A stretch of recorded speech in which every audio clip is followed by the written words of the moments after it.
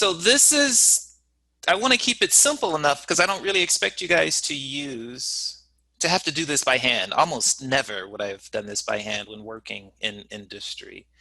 But doing it by hand a couple of times will give us a bit more of an intuitive feel for what it represents and how to interpret it. So there's probably, I think there's just the one or two exercises that will come up on a possible quiz, and you'll see something online. So usually, again, I'll give you a class width, and I'll also tell you a starting point. And as long as you know the class width and a starting point, if someone says start at 60, so if someone tells you start at 60, then, and if it's a class width of 2, then it makes it really easy to just kind of go ahead and create that table. So you'll see that pattern of increasing by 2.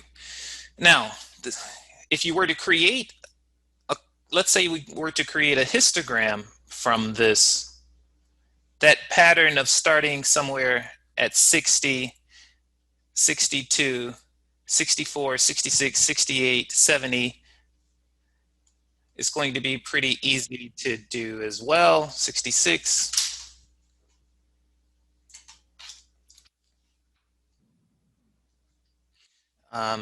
68, 70, 72. So I'm going to try to do it, and I kind of like to call this a poor man's histogram, where it's initially I'll just do a dot plot. And with this dot plot, if I look at 60, I know that there's one person that is less than 62 but greater than or equal to 60. 61 would also be in here. 62 would be over here, as with this other 62. So if it's equal to, then it's over here on the left. It can, that inequality says if it's less than or equal to, then it tells you where which bin to drop it into. So let me just do this quickly. I'll finish up with 63, which is greater than or equal to 62, but less than 64, 64, 64, 65, 65, and then 66, 66, and finish up with those 3 that are in 67, 1, 2, 3, and then finish up with this one. It's a 1, a 68, 69, and then 71. So when you look at this, it looks like the max frequency is going to be 1, 2, 3, 4, 5. And so if I draw this here where I keep a count of these guys here, 1, 2, 3, 4, 5, you have essentially a histogram. So that's a dot plot. It becomes a histogram when it looks like this.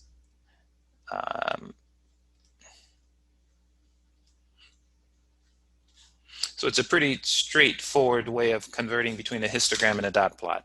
Now, the problem though is if I had given you this data set without any information, how would you decide how many bins you should use?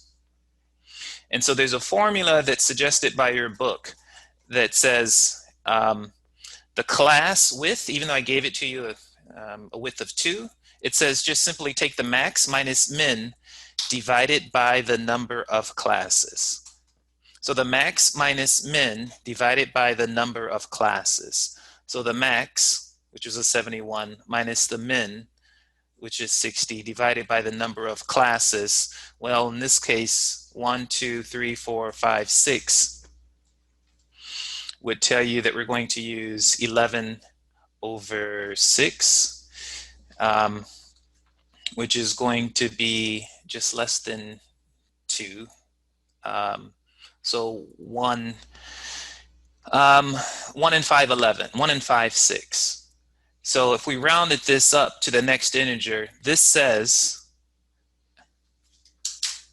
that we'd end up with a class width of 2. And that's what we certainly had here, was a class width of 2.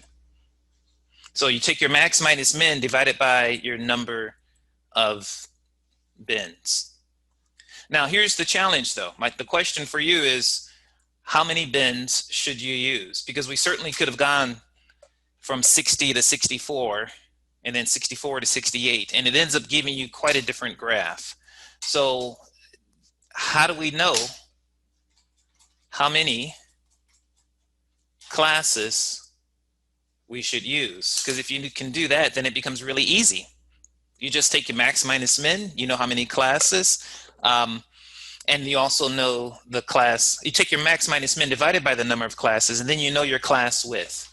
As long as you know this and the starting point, it's always going to be really easy. Given a width of 2, you just start counting up.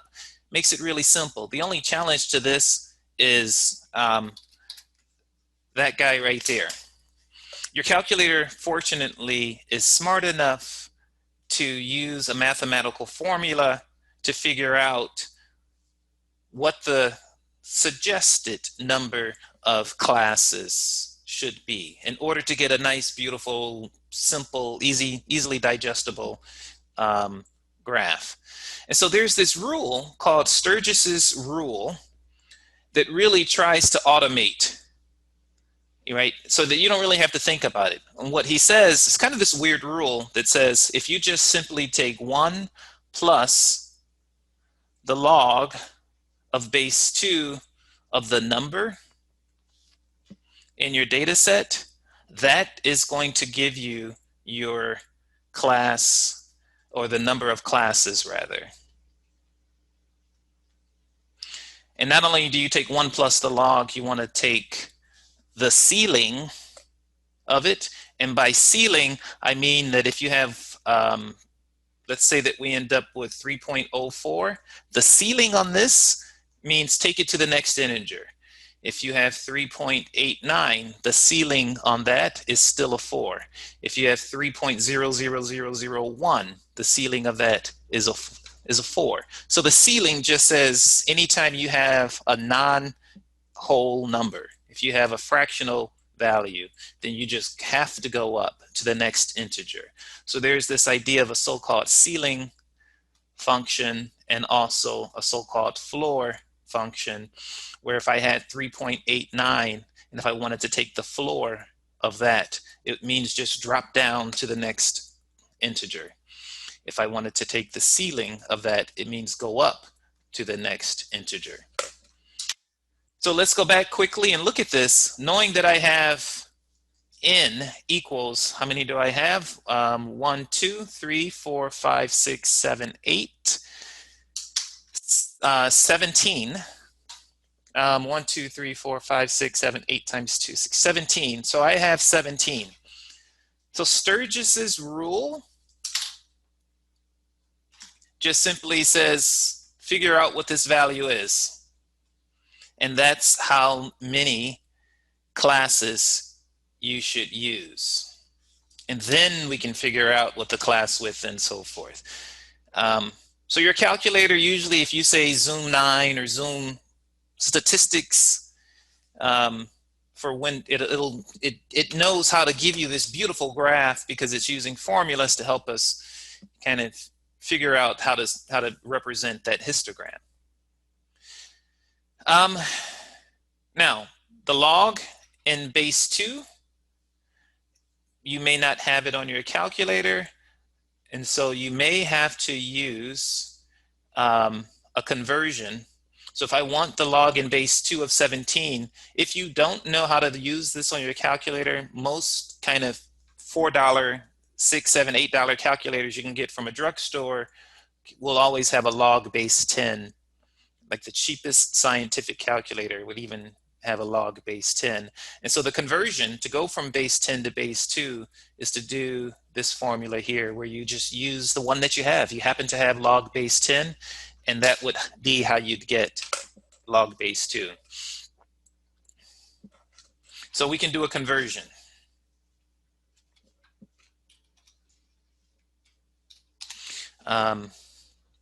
So this will take us from 2 to base 10. I don't know what that number is, so I'm going to see if I can quickly, well, help me. Tell me what that number is. Anyone have any idea? Although I'm quite sure that if you Googled, the answer, I imagine it would give it to you. So what is log of 17?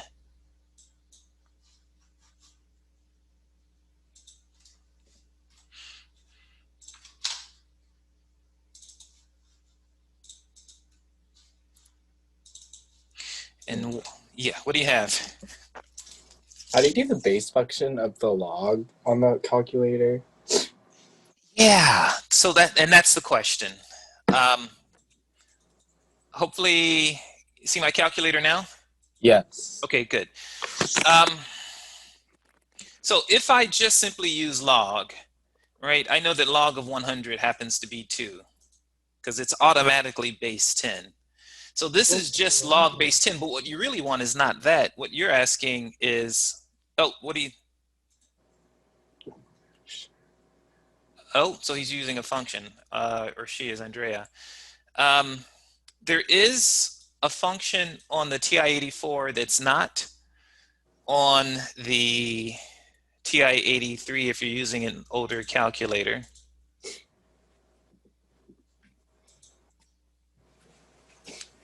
That looks like this one here. It's called log base. So if you use this one, he makes it easier for you to just simply say, let's figure out what the log of 8 is. So there is a function called log base. And a log is always asking you, whatever that little number there is, that subscript. He's saying, well, 2 to what power will give you an 8? And the answer is, of course, it's going to give you a 3. So the log is asking, in this case, what is the power that will give you the value there? So if I were to maybe drop this in again, 16, 2 to what power would give me 16? It should tell me a 4. So you can do log base 2, or if I just simply use log 10, I would have to do something like this. I know that the answer is going to be 4, but I'm going to try to get it using, so if I want to do the conversion, then I have to do this, and I still get the same answer. I'll have to show you where that is on your calculator. Let me,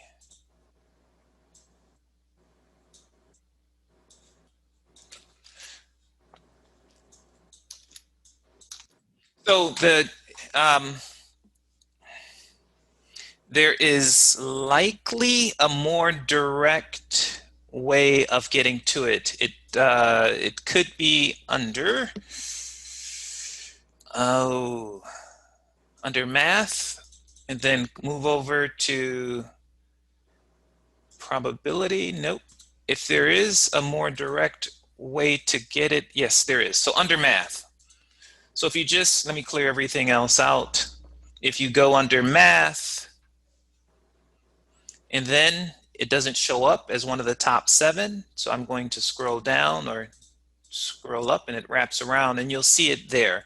So under math, you can actually do your logs in a particular base. Oh. So that one is important. That's important. So make sure you take a note of that. There will be one simple problem where I ask you, oh, and it's going to look like, let me,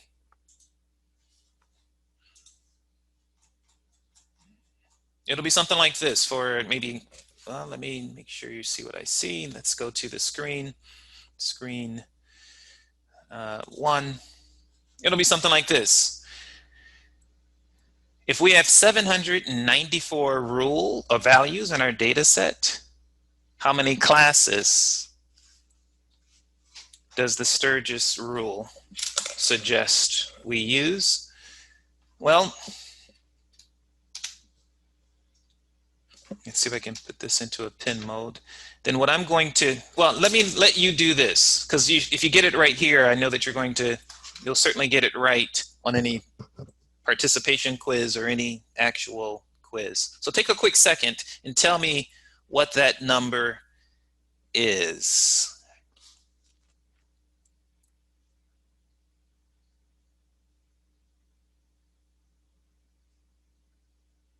So Would this is, 794 be the variable n?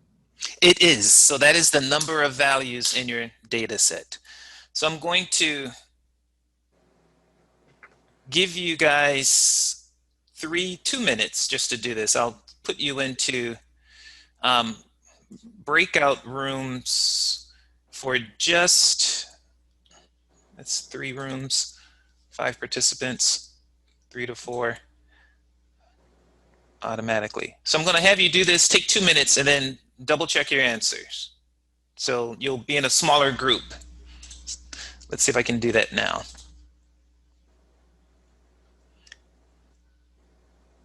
And let's see if it works.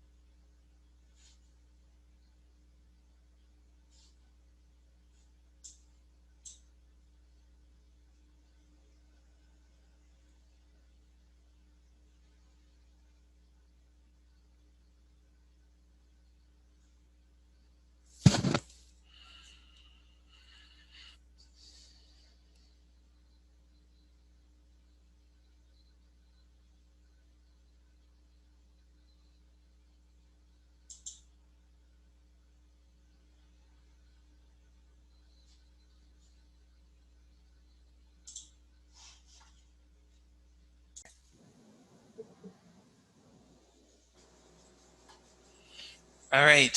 So what did we end up with? I got 10.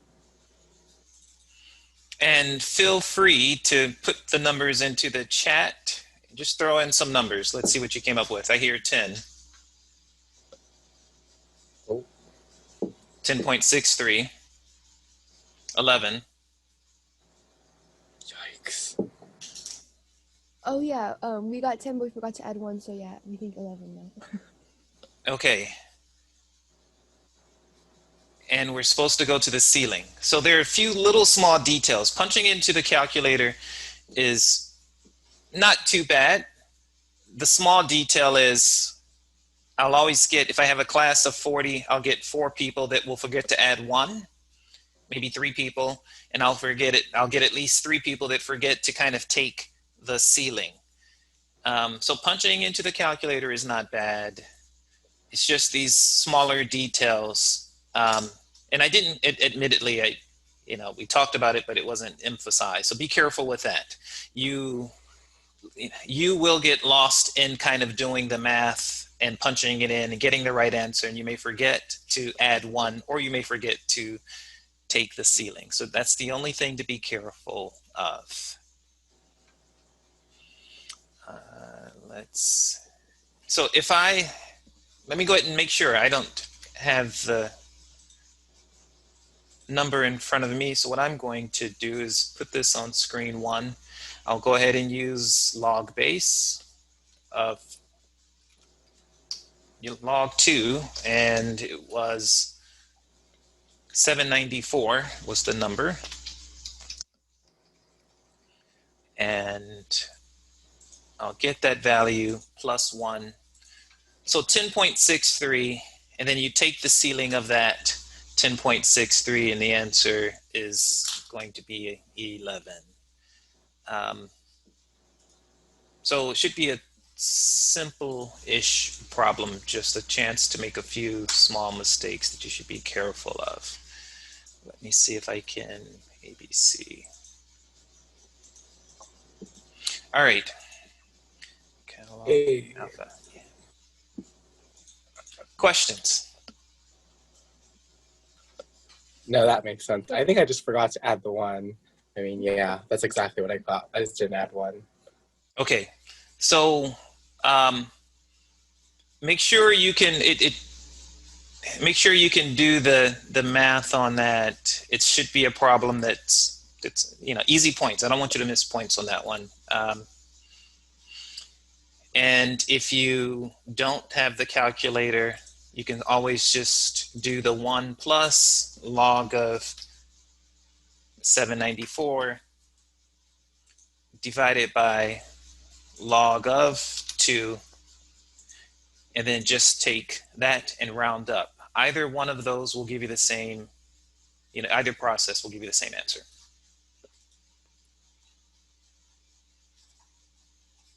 So we always take the ceiling of it. You will, yes, you will always take the ceiling on that.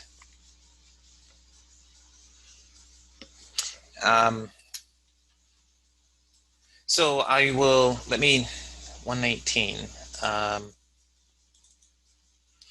If I go back and do it, make sure I'm sharing screen 1. This is screen 1. If I look at our shared drive, let's say that I'm looking at 19 fall, for example. One of the first quizzes from 19 fall maybe it was the second one,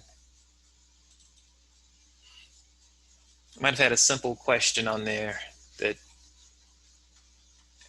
could have asked how many bins would be needed, and I don't see it there. I'm not sure which quiz that would have been on.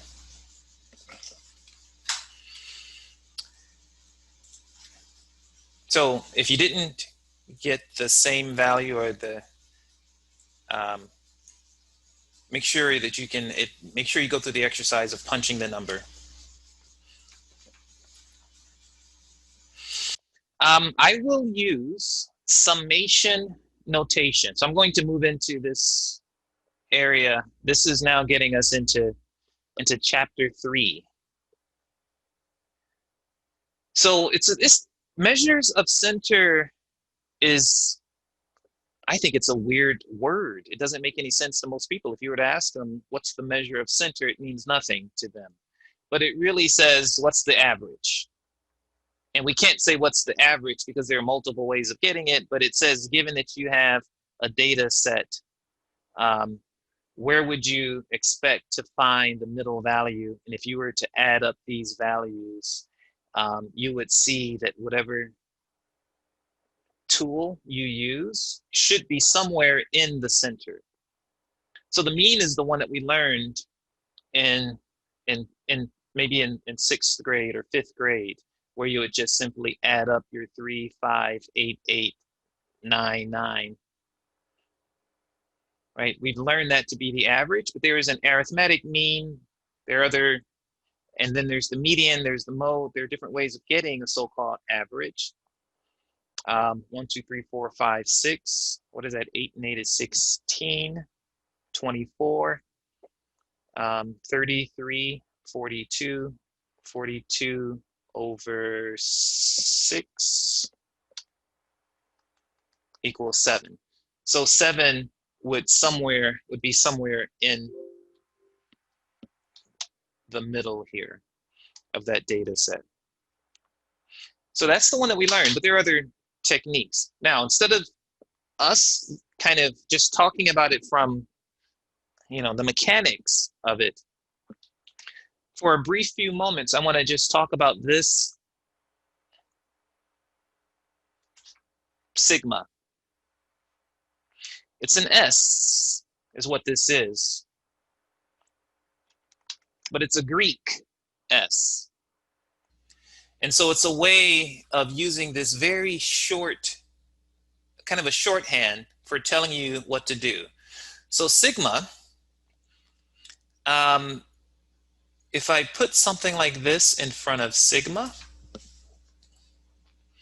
what he's really saying is that you're going to do a sum using whatever it is that's sitting in front. So sigma notation is a way of saying this is x plus x plus x plus x plus x. So sigma notation is a way of saying I don't want to write this out forever. That's all it is. And so if I said sigma notation on 3, that means that it's going to be 3 plus 3 plus 3 plus 3. It's a sum of whatever it is that sits in front. It really doesn't matter what it is. If I say sigma over x plus I, it means it's going to be x plus I, x plus I, x plus I, and so forth. So that's the way to think about it, is that whatever you see in front of it, sigma notation is saying we're going to do a cookie cutter thing. Ka-chunk, ka-chunk, ka-chunk, ka-chunk, ka-chunk, and we're going to do a sum of it. Okay, sound effects. Yes, special sound effects. You'll never forget it. The the other, now there's another thing that you can do with, we won't see in this class. Instead of an S, I want a big P. And so what's the Greek letter for P? It's pi. So if I did it with a P, or the Greek P, the pi, it means that we're going to take not the sum, but it's saying product, product, product. We're going to get the product of multiple values. No matter what that thing is that's sitting in front of it, we're going to just do the multiplication with that. So it's a common thing to see in mathematical circles and in writing. Now the thing is that how do you know when to stop? We have no idea when to stop. This just simply tells us what you're going to use. Ka-chunk, ka-chunk, ka-chunk. What's your cookie? You know, what are you stamping out? So we have to tell it where to start. And I'll say from 1 to 3. So that means start counting using 1 as your first number, 2, and 3. So it tells you what number you start with and what number you finish with, so to speak. A better example of that, it's going to look like this. It tells you for I is some starting value to some ending value.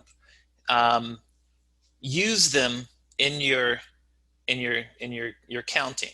So let's say that we have 3 times I. What you do know right now, if you know nothing else, you know that he said ka-chunk, ka-chunk, ka-chunk. So I have to tell you where to start, maybe 2, and where to stop. And so this would be I is equal to 2. So you would do something like this, 3i, I is equal to 2, I is equal to 3, and I is equal to 4. And you go ahead and put those values in there, the 2, the 3, and the 4. And so it's the 6, the 9, and the 12, or the 20. 1 plus 6 is the 27.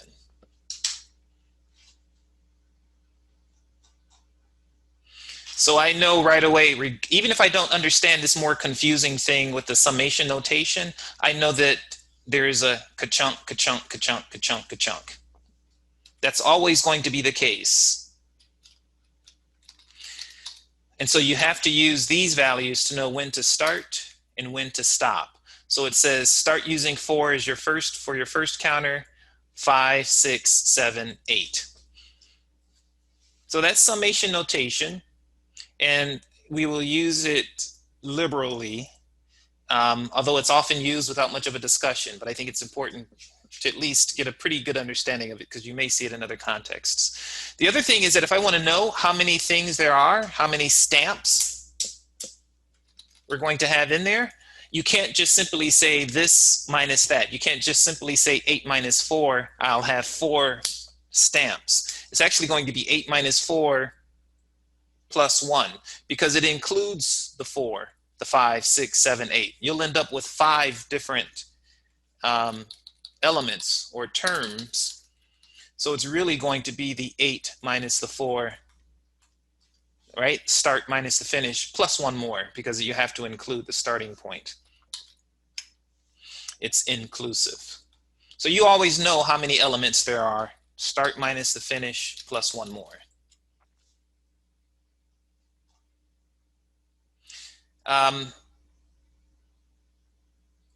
So summation notation, I could say, all right, going from 1 to 3, 2i, we just know right away it's going to be these terms, and they're all going to be added together. But then it says start with 1, end with 3, so 1, 2, 3, so I don't have to do anything with the others. And so we go 2 times 1 plus 2 times 2 plus 2 times 3. We can come up with an answer there for summation notation. And then finally, let's say that I have something like this, 3i, and if I go from I equals 1 to 2, I know that, wait, how many terms will I have if I do this?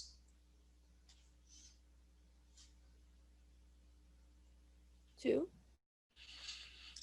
Okay, good. So I tricked you into that one. Oh, no, I didn't. No, your 2 minus 1 is going to be 1 plus. So that's perfect, sorry.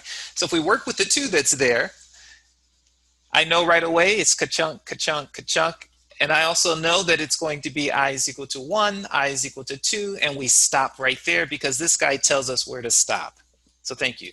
Now, if we do that and look at the math here, plug in the I is equal to 1, plug in the I is equal to 2, and we get an answer. It looks like it's going to be 3 plus 6 or 9.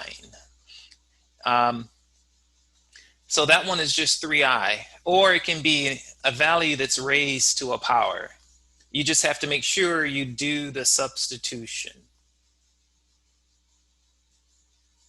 And finally, let's do this one last one here.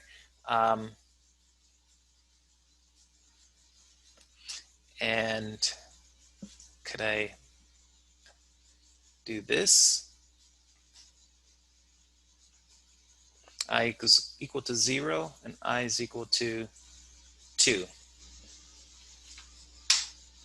Now this one gets more interesting. It's 2 plus I raised to the ith power. So where do we start? At 0? Start at 0. And so tell me what to write then. It'd be 2 plus 0 to the power of 0. So 2 plus 0 to the power of 0. So that's perfect. That's I starts with 0. And you know there's going to be an I equals 1, I is equal to 2. And we're just going to do the ka-chunk, ka-chunk, 0, 1, 2, 2 plus 1, 2 plus 2, and so forth. So that's straightforward, hopefully.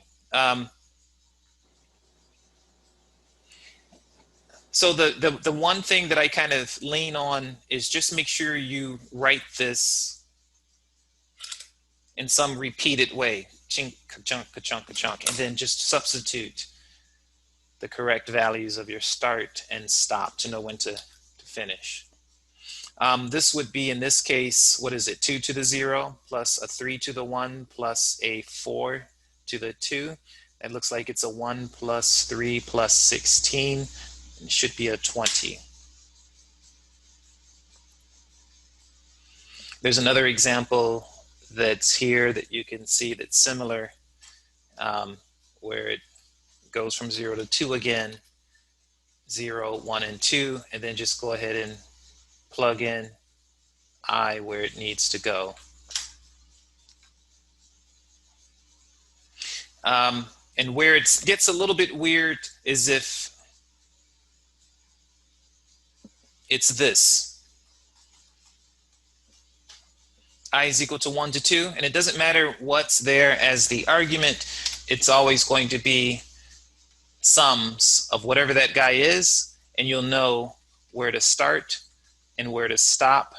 Those two aren't part of the mix, so it just becomes an equation where I is not a variable in the expression. So it just tells you how many of those threes to add up. And there's another example of this where it tells you we have a constant and there's no value of I, for example, that's in here as a variable. So that's summation notation. And I can then use summation notation to talk about how we come up with the mean for a value. And it's the standard mean for that you would have come across, like I said, in 6th grade. So if I want to get the mean of 35726, summation notation for the arithmetic mean says that I'm going to take whatever that value, whatever those values are in that data set, and put them into the summation notation formula.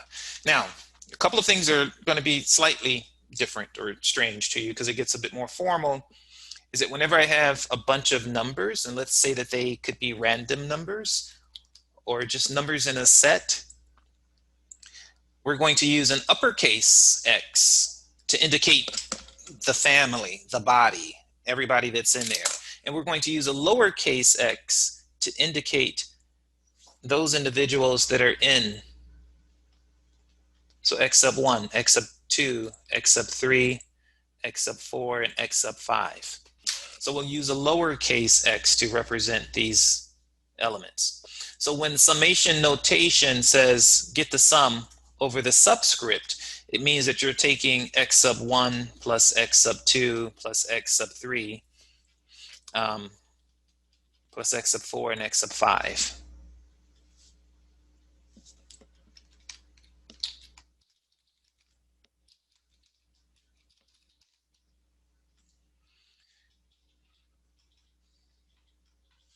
So summation notation is being used. It's a bit more formal, but your intuition and what you've learned still serves you well. I'm going to use this right here, this X bar, to indicate that I'm taking these values in the set, adding them together and dividing by the number. X bar. So that's how we're going to represent the mean. Now, if I only have a sample,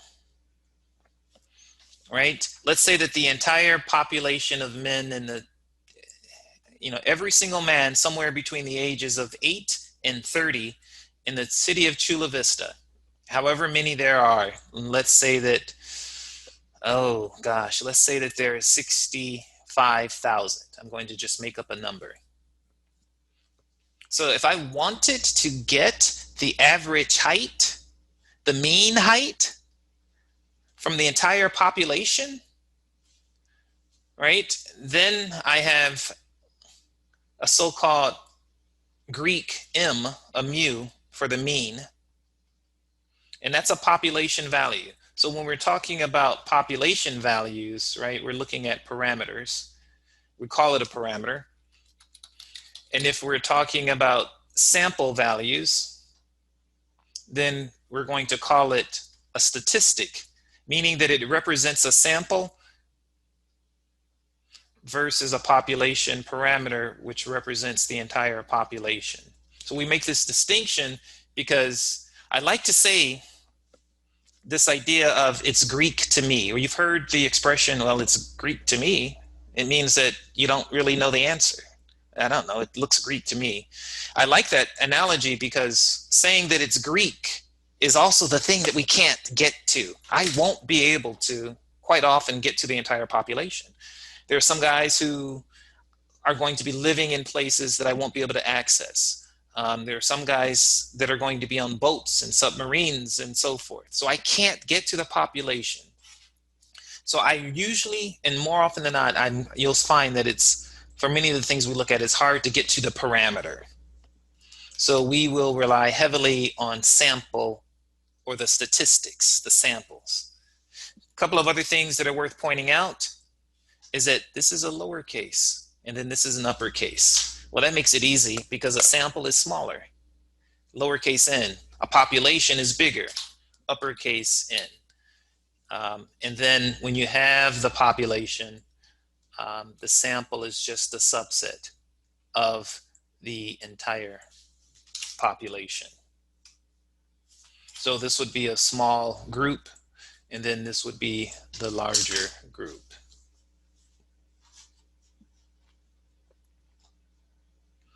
The median is another measure of center. It's a measure of center, meaning the 2, 2, 3, 5, 7, 8 that we just looked at before, 3, 5, 7, 2, 6. So 2, 2, 3, 5, 7, 8 is different. If I wanted to get the mean of those, it would be the 2, 2, 3, 5, 7, 8 divided by 1, 2, 3, 4, 5, 6.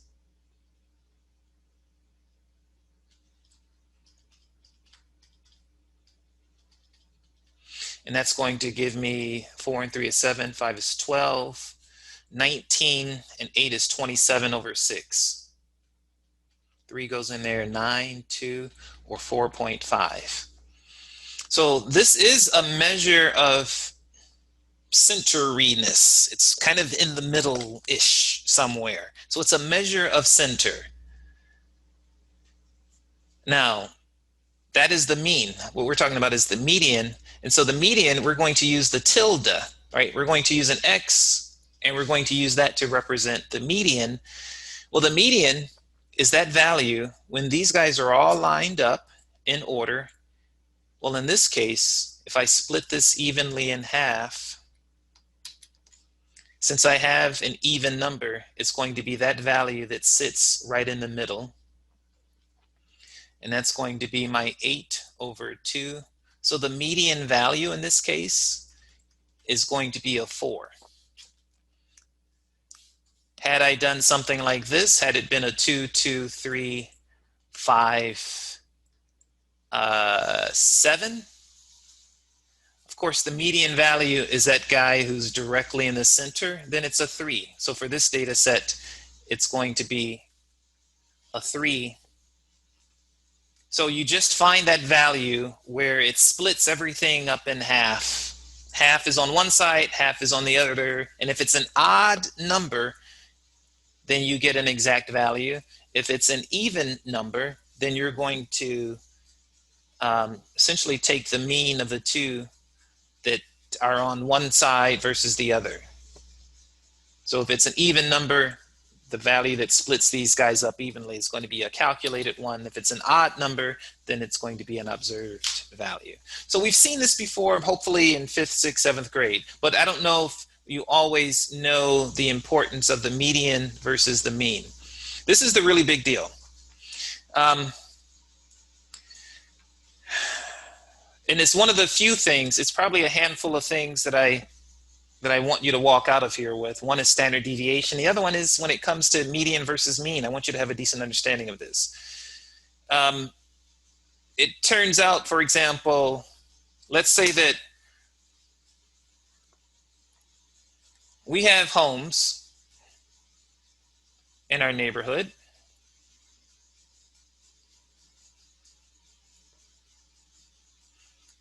And in the community up the street here, the folks that live here in Chula Vista, say off of H Street, my guess is that most of them are going to pay taxes.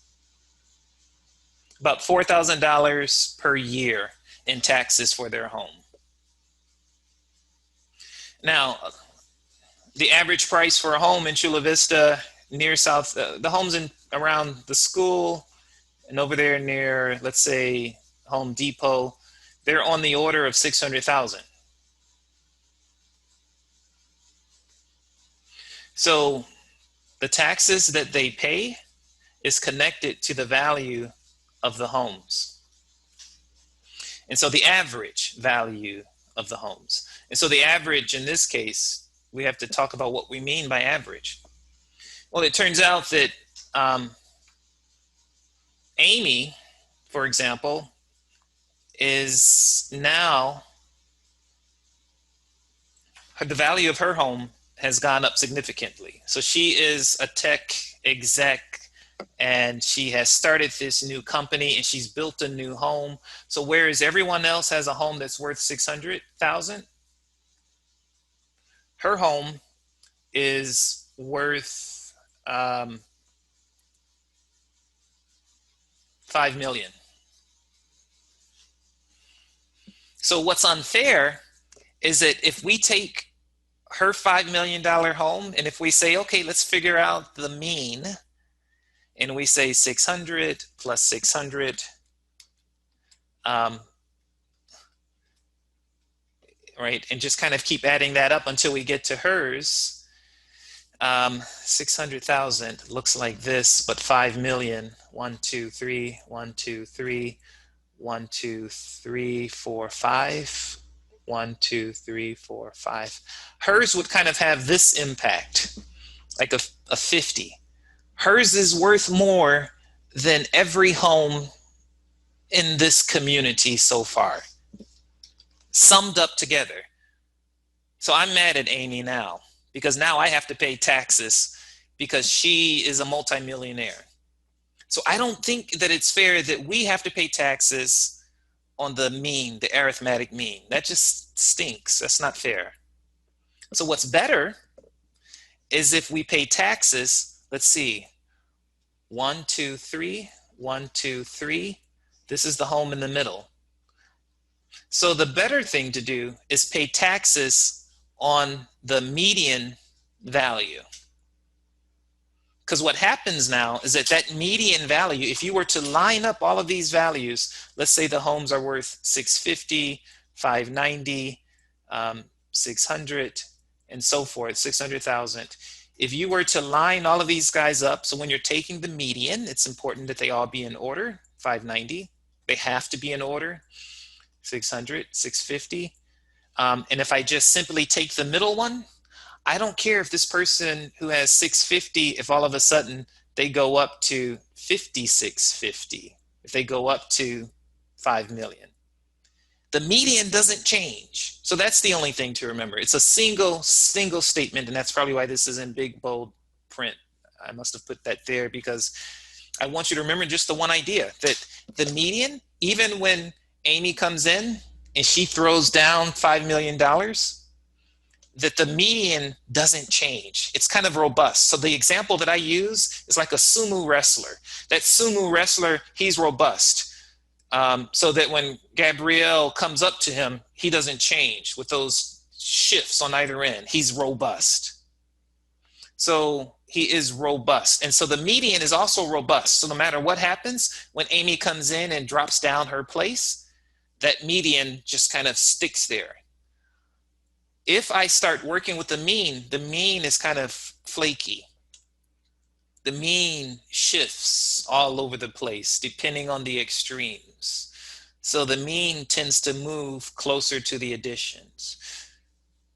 So that's the importance. You got to know that when you're looking at values of homes or other concerns, if you're looking at income, if you want to look at the income of folks in Chula Vista, or in La Jolla, you got to know if it's the mean or if it's the median,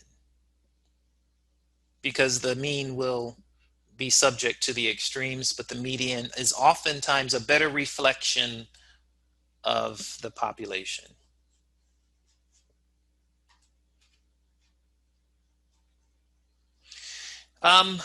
There is another kind of way of measuring the center. I don't do too much with it. It just says, well, which guy appears most often? And it looks like it would be a 76.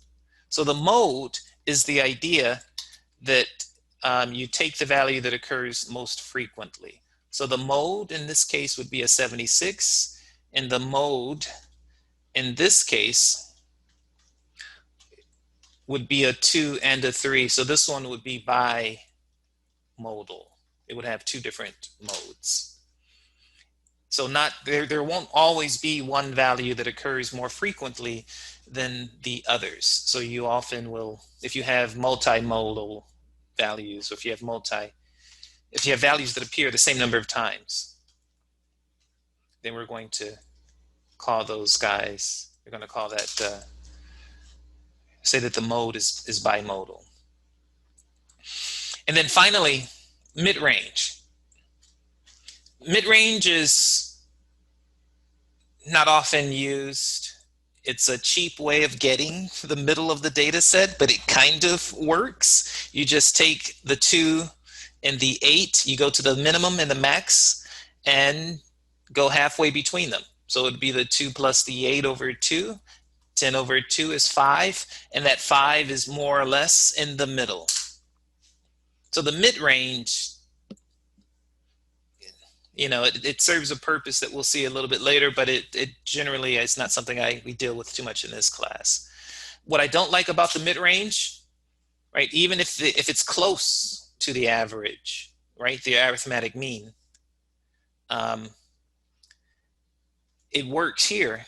But again, if this is Amy's house and she comes in with her new home, what happens is that the mid-range is no longer 2 plus 8, it's 2 plus 50. And so we end up with 52 over 2, or 26. That's not very robust. We've gone from 5 to 26 because she's put down this multi-million-dollar home. It's the opposite of robust. It's even more flaky. It's too sensitive to these extreme values. So you won't see us do too much with that in the way that we would with arithmetic means. So you should have seen something mean from a frequency table and frequency distribution, and there's some discussion, it's there and online, so I won't talk about that. I do want to mention one thing that's often confusing, that once you come up with a histogram that looks like this, maybe, there's a plot that looks like this, or the histogram may kind of go up steep and then look like this.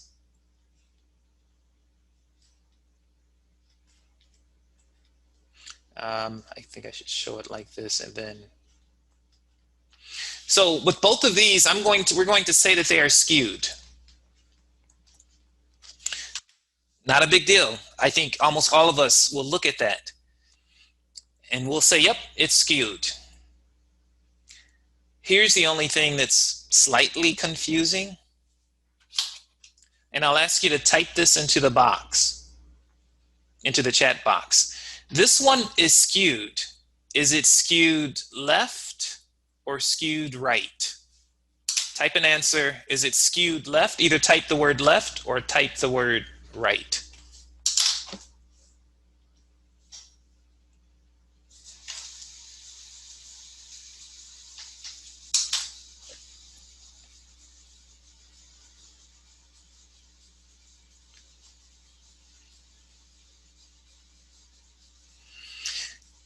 And that's what every bone in your body will say. And that's not the convention. It's skewed right in some sense, but it's also kind of stretched to the left. The technical definition of skewed is that this is skewed left, or negative skew, and then this is skewed right. So almost every one of you would have said, this is skewed right. Yeah, I know, that just kind of sucks. It looks like it's skewed right. It's still confusing. It's weird. Here's one way that you'll never forget kind of which direction it's skewed, left or right. There's a child sitting on the slide, and whichever way he goes down is the way that it's skewed. So, and also, so this one is skewed right. I guess, well, that's one way of thinking about it. Which way would the slide go? I guess you could say that someone could slide that way, but in general, this looks like a slide that goes here. The other way of thinking about it is if you replace the word skew with stretch. Which way is it stretched? And it's kind of stretched left. So you get to make up your own understanding and interpretation, but that's the definition of skew. Even though it goes against the intuition of 90% of us, but look around and Google it and see what skew, how skew is defined, and it just goes against what the bones in our body say it should be. So if you find something that says this is skewed left or right here, I'd love to see it. I've never seen it, but let me know. It's interesting that for those of you that typed in an answer, 1, 2, 3, 4, 5, 6, 7, 8, 9, 10. So maybe however many there were, 10 out of 12 of you would have called this one here skewed left. And I get it. I get it. I'm going to finish with this idea of measures of variation, or dispersion. And so this is the other big idea, that when you walk out of elementary statistics, I want you to understand how we measure variation, or dispersion. So let's see. 8, 10, 4, 4, 4. So here's kind of what we're going to do. Here's kind of the best, or I think this is a reasonable understanding as we finish up over the next 10 minutes. I'm going to ask you guys, given that we have these two basketball teams, or two volleyball teams, both teams have an average or mean height of 6 feet. And one is team A and the other one is team B. And so now you need to make a decision. Which team would you want to play against based on their heights? Well, they both have a mean height. Team 1 has a mean height of 6 feet. Team 2 has a mean height of 6 feet. So you don't have enough information. Here's what's going to help us make that decision. The first team, person 1, 2, 3, 4, 5, and they all are exactly. Now this picture I'll use again at the end of the class to talk about a number of other concepts with respect to variation. So it's a really useful picture. They have no variation whatsoever. There's no dispersion around the mean. And that's what we mean when we say deviation, standard deviation. It means given that there's a mean, is there any variation around the mean? Is there variation around the mean? So these guys have no variation. But on this team,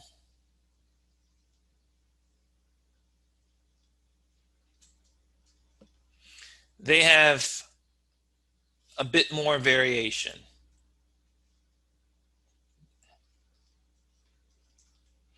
And so for this team,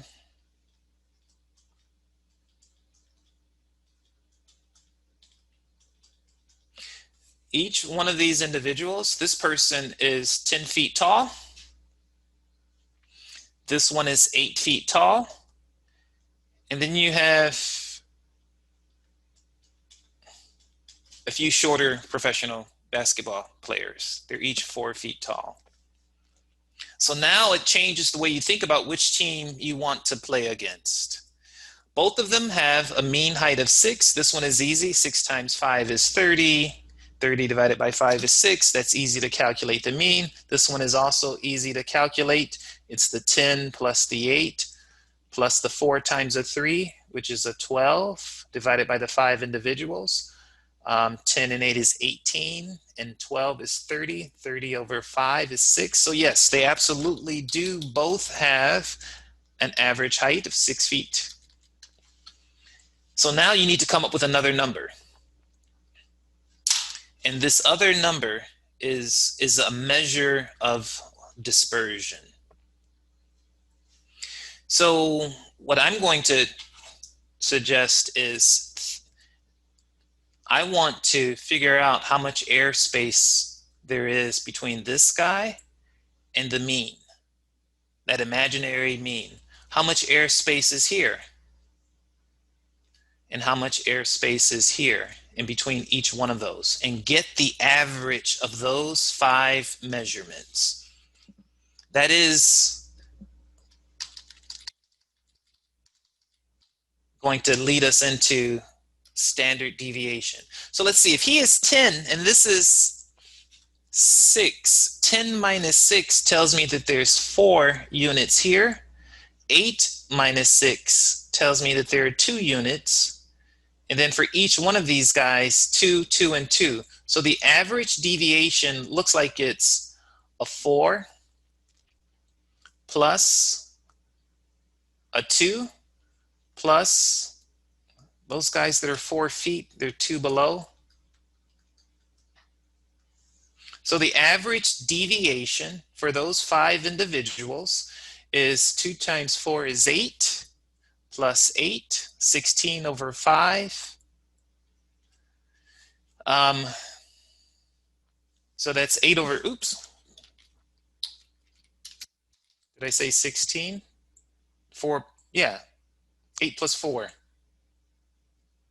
is 12 over 5, or 24 over 10, or 2.4. So 2.4 feet. So the average airspace, the average deviation, means that these guys aren't all 6 feet. The mean is 6, but there are some guys that are 2 feet taller, possibly 2 feet shorter. So we can't look at that. We also have to have this number here. So we got to make up a name for that. And it is the deviation, but what's unfortunate about standard deviation and deviation, it's the deviation from what? It's the deviation from the mean. It's a measure of how these guys differ in their measurements from the mean. So this name that we're talking about, where we've looked at these heights,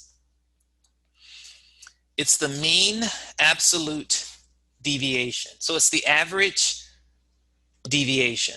And we have to talk about absolutes, because if I'm going to just simply subtract values from the mean, right? So the mean absolute deviation, we had 5 different individuals. Each one of those guys had a height. And so the first one was the 10 feet minus the mean. And I'm going to give you the bad answer first. And then it was the 8 feet minus the mean.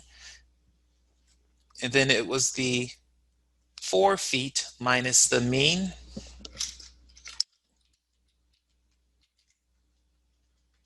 And then I happen to have, let's see, the mean was 6, 6, and 6. And then there were 3 of those guys here, so I'll just multiply it. Now the problem with this is that when I do this math, right, he was 10 feet from the mean, so that was a positive 4. This one's a positive 2. This one's a positive, ooh, 4 minus 6 is a negative 2 times 3. So we end up with 6 plus a negative 6. We can't just take the measurement. We have to talk about the distance it will always be 0. Whenever you find the proper mean and you take the difference between each one of the individual numbers, subtract it from the mean and get the sum, it's always going to be 0. So this doesn't work. The only way this works is if we take the absolute value. So I can't do what I just did here. I got to make some changes, and here's the simple change. The simple change is, don't just take the mean deviation, get the absolute value for each one of those, and it is the average absolute value deviation. It's the average of the absolute values. So then it becomes something different. There's the 4 plus the 2 plus the 3 times the 2, and that's how I got the number that we came up with before. You get the 6 plus 6 over 5, 12 over 5, which is what, 24 over 10, or 2.4. So that tells you, even though the mean is 6, you better look out, because there will be some folks that could be 8 feet or taller, or possibly 6 minus 2, 4 feet or shorter. So it's the average airspace. So there's a certain intuition that you guys are going to have, I think, when looking at this right here. So that is the mean absolute deviation. And remember, we had to get the absolute values to keep it positive. And so for these guys, one individual said, well, where did the number 3 come from? And that's a good question. What I did is that because I ran out of space, I couldn't put all 3. Let's see if I can.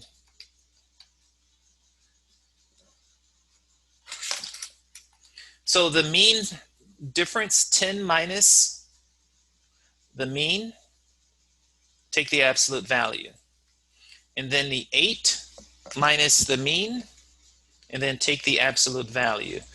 The 4 minus the mean, take the absolute value. But then I also had another guy who was a 4 minus the mean, and another guy who was the 4 minus mean. So because I ran out of space, I ended up just saying, let's just multiply one of these guys by 3. So I cheated a little bit and just did a multiplication by 3. The proper thing would be to take every single one of them and divide by the number of individuals. So for these 3, I just multiplied by 3. And that's where the 4, the 2, 2, 2, and 2. And since I knew that I'd have those 3 2s there, I cheated a bit and just multiplied, good question, by the 3 there. So that's the mean absolute deviation. Questions on anything? And there's only one variable, x sub 1, x sub 2, x sub 3, x sub 4, and then this one here, x bar, is a fixed number. It is the one single mean that would have been calculated. So everybody's always going to get their difference, and you're going to subtract from their value, their height. You're going to subtract that common mean. Now, just to finish this,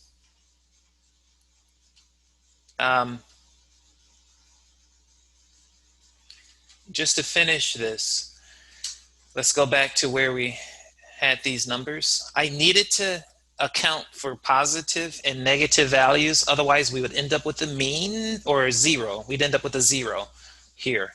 If I didn't use absolute values, I always would have ended up with a 0. Here's another way of getting around having to use absolute values. The other way of getting around this is to get rid of these absolute value symbols and then make it positive. Well, how do we make it positive? Certainly absolute value works. Or I could square it. That gives me a positive number.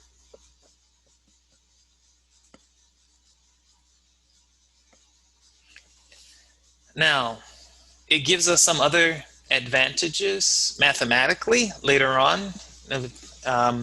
But this thing that I've just done right there, it's no longer the mean absolute deviation. What I've done, this one simple change,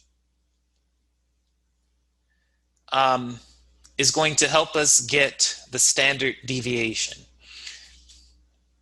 So the one problem with this is that notice that this is 10 minus 6. What is that? That's 4 squared. So that's 4 feet squared. Feet squared, feet squared. So we end up with units of feet squared, and that doesn't help us as much as seeing this value here. I want to know what it is in feet. I don't really care about the difference in feet squared. So what I'm going to do is do this work that I've just shown you here and take the square root. And by doing that, instead of the mean absolute deviation, that is the standard deviation. So it's really still just the average of the differences, but it's the average of the squared differences. And by taking the square root of those, I end up getting the proper units that I want. So if I do what I did before, instead of taking the absolute value, I square each one of those. Oops. What I end up with is units squared, right? 6 feet squared. And if I take the square root of that, then I end up with 2.53. Don't forget that the value that we initially looked at and came up with wasn't too far off by using the mean absolute deviation. We had 2.4 feet. The more common way to measure deviation is the 2.5, is to use the standard way of doing it, or the standard deviation. Very similar. Both of those give you a pretty good feel for how much airspace there is around the mean, around the mean, around the mean. It's always, standard deviation is about how much variation there is around the mean. And so that's where this formula is coming from. You take each one of these guys' heights and you subtract from it the average height for all of them. You square each one of those, get the average of those squared differences, and then finally take the square root.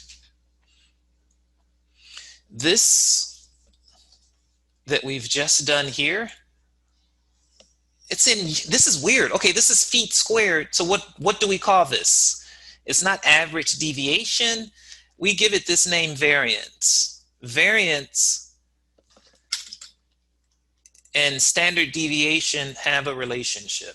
So there's no, and this is the other part. If S is for standard deviation, what is the symbol for variance? There is no symbol for variance. There is a symbol for standard deviation, whether it's for a population or it's for a sample. That's standard deviation here, population versus a sample. Variance, that's the symbol. And that's the symbol. It doesn't have its own unique symbol. That's what's going to be confusing. The variance is always just standard deviation squared. It's removing the square root. Now, it would make more sense to me and to most students, I think, is if variance looked like this with a V. That would make more sense. There is no symbol for variance. So be careful of that. It can easily be confusing.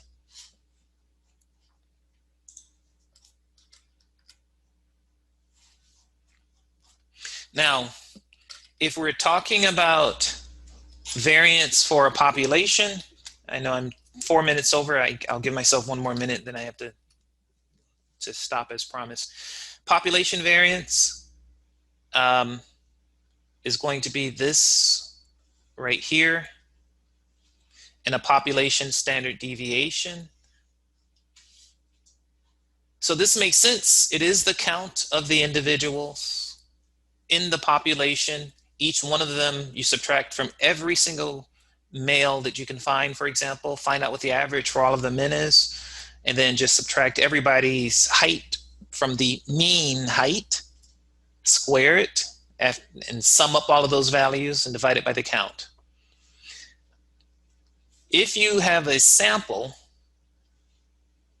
then it's the standard deviation for that sample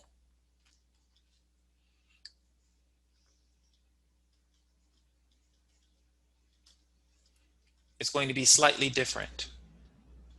That right there, divided by the size of the sample minus 1. That's where intuition starts to get lost. So everything makes sense, should make sense, except for this part right here. Turns out that mathematically, this gives us a better prediction of the population value if we not divide by the size of the population or the sample, but divide by n minus 1. So we use n minus 1 because it adjusts our variance to deliver a more reliable prediction of the population value. And I know that that's a little bit vague, but you'll see how we use that a little bit later. If I want to estimate the population height, then I just go get the average height of a sample. If I want to estimate the population variance, then I go get the variance of a sample, but there's always an error. And we can correct and get a more reliable prediction of the population value if we use n minus 1 versus just using n. And so for the variance, for the standard deviation, we're going to use this. And for the population standard deviation, we're going to use sigma. I think we're going to stop there. Are there any questions on anything at all?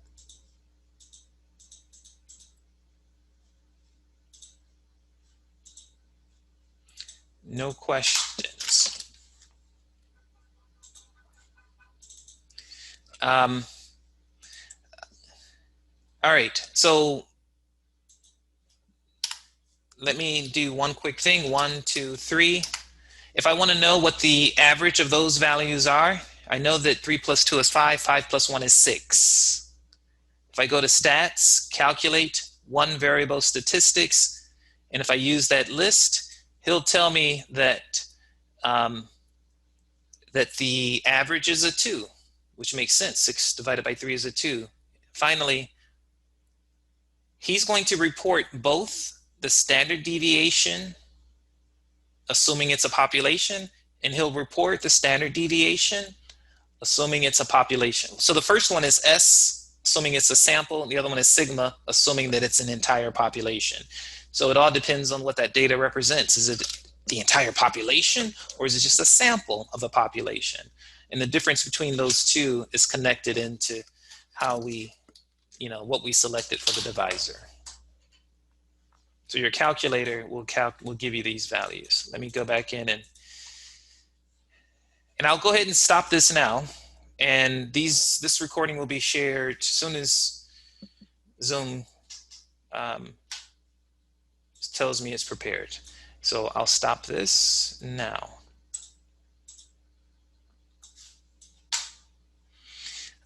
Questions on anything? And so it should be shared, and I'll write this in the chat box in about, I think it's maybe within 2 hours, Zoom will have it available.